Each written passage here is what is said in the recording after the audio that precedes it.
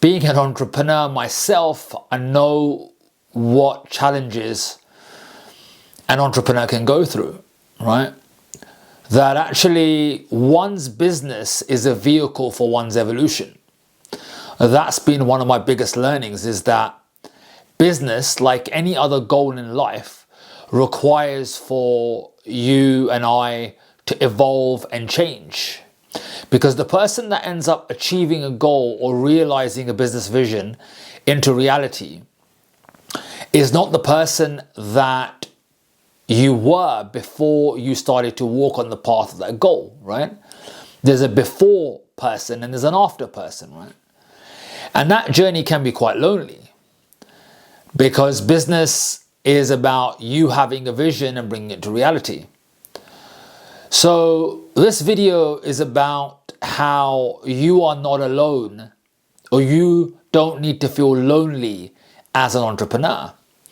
Yet I guess it's for me as much as it is for you. For me to break out the funk of trying to present myself or curate myself in a certain way. I was sick of it.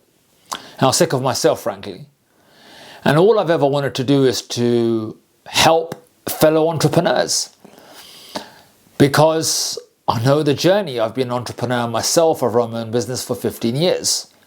And I know the challenges that I've gone through. And I authentically, without using such a cliche term, wanted to help. But I was going about it the wrong way, trying to be accepted, trying to be liked, when really the aim should be to be of service to you. So in this video, I aim to be of service to you. And what I'd like to begin with is the psychology of entrepreneurship. My own journey, which I'll share with you first, and then I'll go into how you can garner what wisdom that I can share for you to support you on the often lonely journey of being an entrepreneur. My own journey started about 15 years ago when I started coaching and training people. I was in a job, I was in my late 20s, and I quit because I recognized that I could support other people. And it was a process called emotional acceptance, and I had used this tool to overcome many of my own psychological ailments, and I just had a knack for being able to support others through their own issues. So I quit my job. It was the scariest thing I've probably ever done, because when you quit a job, you can no longer rely upon a paycheck, right? You have to be able to create your own money. And what I didn't realize was the hellish and heaven-ish journey that I would go on. Heaven, because the business that I was building was the work I wanted to do. It was my life's work.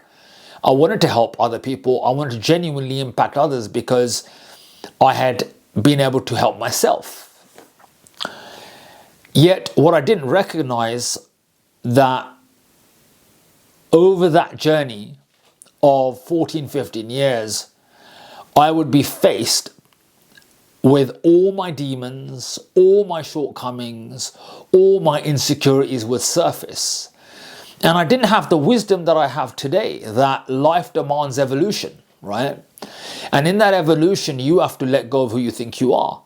And it was very painful for me having to overcome such deep insecurities. I mean, the first place to begin is, which you can probably resonate with this, which is I had such survival fears that I probably spent the large majority of the 15 years just worrying about how am I going to pay my bills, essentially, right? And have I gone into the overdraft again? For the first 10 years, it was that, right? Yeah, there were moments throughout a year or months where I maybe had 5 to 10 grand in the bank, but mostly it was oscillation of my income, and I kept capping. I kept having a ceiling to what I could earn.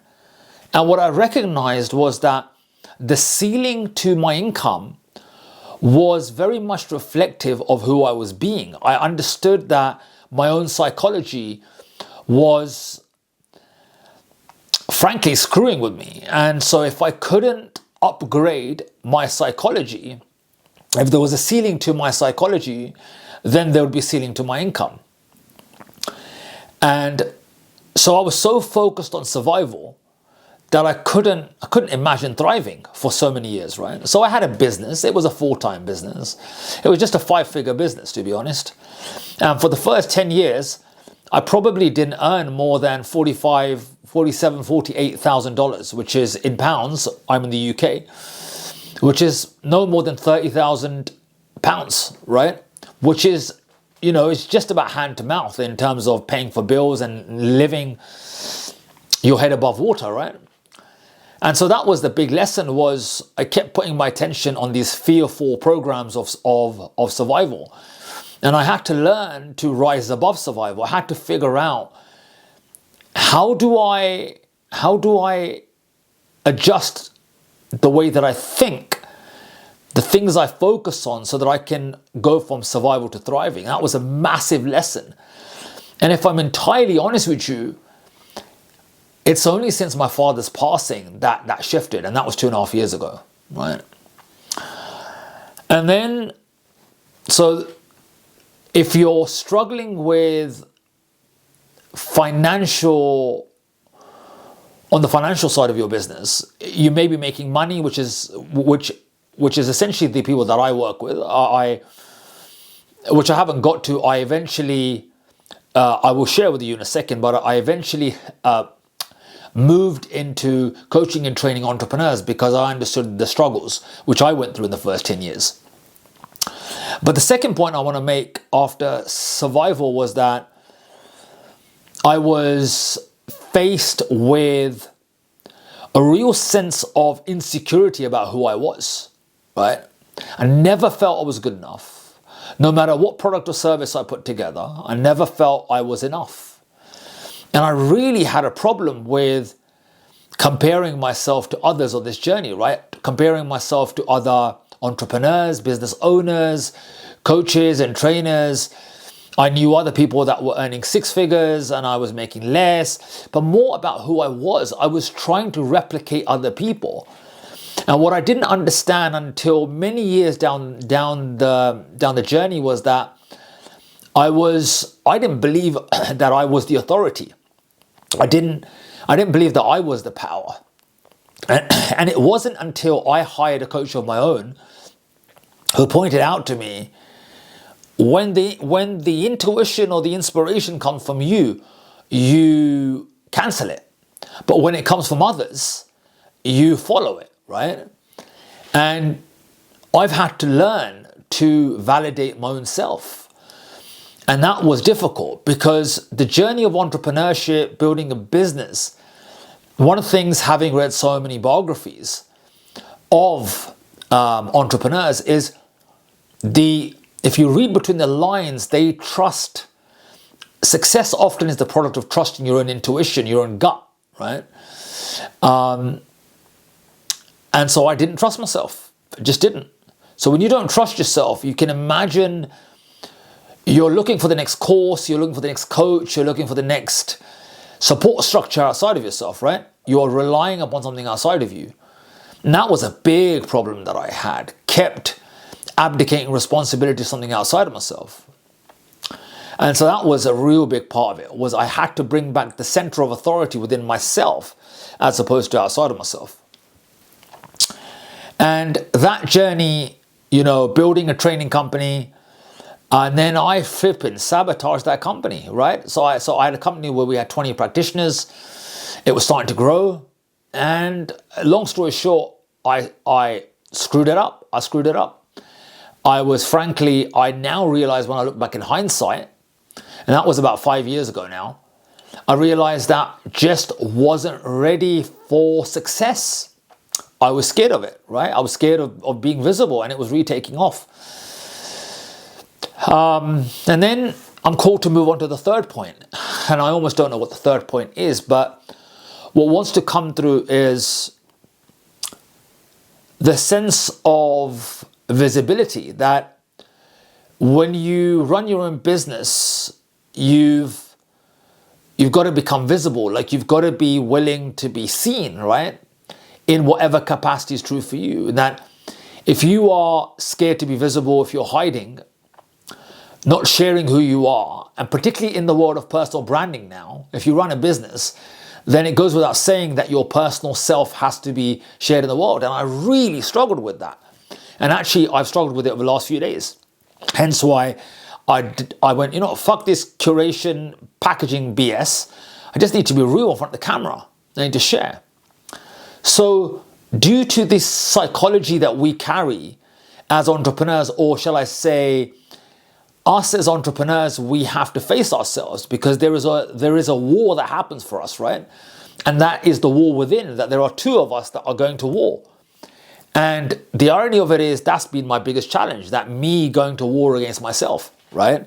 I've had to overcome my own self. And so hence today, because of my own experiences, I now coach and train entrepreneurs to win the psychological battles with themselves so that they can create the business breakthrough that they desire, right? And that's the core of what I do. So if you are struggling with your own psychology, if there is a breakthrough that you long for in your business, but you're already in business, you are established, then reach out. Let's have a conversation. I'll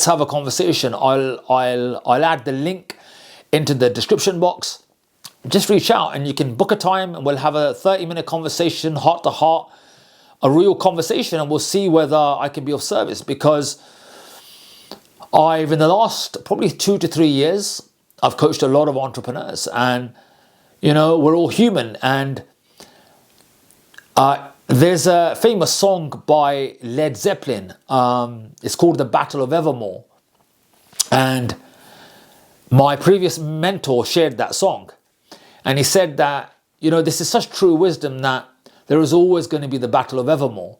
So that means that as human beings, we're always going to have a battle. And that is a battle between the two parts of ourselves, right? And one part is the part of us that is essentially the higher self. It wants to be able to create good things in the world. It wants to live the life that's true for oneself. Yet the other part of us is the survival part of us, the identity that just wants to make sure it's safe psychologically. And it doesn't mean to harm us, but it wants to protect us because it perceives that there could be danger in the world. So that journey of Battle of Evermore, that journey of overcoming one's own war within oneself as an entrepreneur is critical. And I find many entrepreneurs that are successful, the thing that they seem to have in common is a lot of resilience. They have a lot of resilience and they have an ability to navigate through their pain and suffering, right? And Alex Hormozy recently said that. He was like, suffering is inevitable. But what he didn't share was that there is a way to navigate through the pain and suffering. And that's one of the things that I've developed over the years, hence why I teach it. How does an entrepreneur navigate through their pain and suffering? Because more often than not, the number one thing that seems to stop entrepreneurs from being able to realize their business vision in the world is that their own pain and suffering gets in the way. It essentially derails them from the path of truth, right? And what they want to create. They're not able to take decisions or act in accordance to the highest vision that they want to create, right? So we have to learn to navigate that pain and suffering, right? So I feel as though that's enough for now. So if you are feeling lonely as an entrepreneur, if you are stuck in your own psychology, if you're looking for a breakthrough in your business, it all starts in here, my friend. It all starts in here, right? And if we get this on side, then 99.9% will be okay. We'll be totally fine. And we will end up creating the things that are important for us, the business vision that we want. So if this has resonated, then one option is for you to subscribe. I'm going to try and post a number of times a week, a number of videos, a number of posts. And my intention with this channel is to create a community of entrepreneurs who are successfully navigating their own psychology, winning the battle with their own psychology so that they can create the business breakthroughs that they desire. And so do subscribe, share with fellow entrepreneurs. Maybe there are 2 or 3 entrepreneurs that you know that you can share this with. that there are people like me who actually care, right? Sometimes I also get insecure after years, and you know, do you want to fit in? You want to belong, right? And that's where I can go to. But my intention is to continuously navigate out of that part of me that wants to be liked and belong, because it's not genuine. I actually, what do I truly want is to be of service to you, my fellow entrepreneur, right? And then there is a link, as I said earlier. If you'd like to work with me, you want to have a conversation about possibly working with me, then there's a link and we can have a conversation, you know, and we can see where it goes. So that's enough for me. My next video is going to be about the battle within. It's about the war from within that every entrepreneur will face, and how to be able to navigate through that war as an entrepreneur. And if you can navigate it, you can create your vision in the world. So lots of love from me, Singhasan, aka Vineet, and I look forward to seeing you next video. Lots of love, blessings, over and out.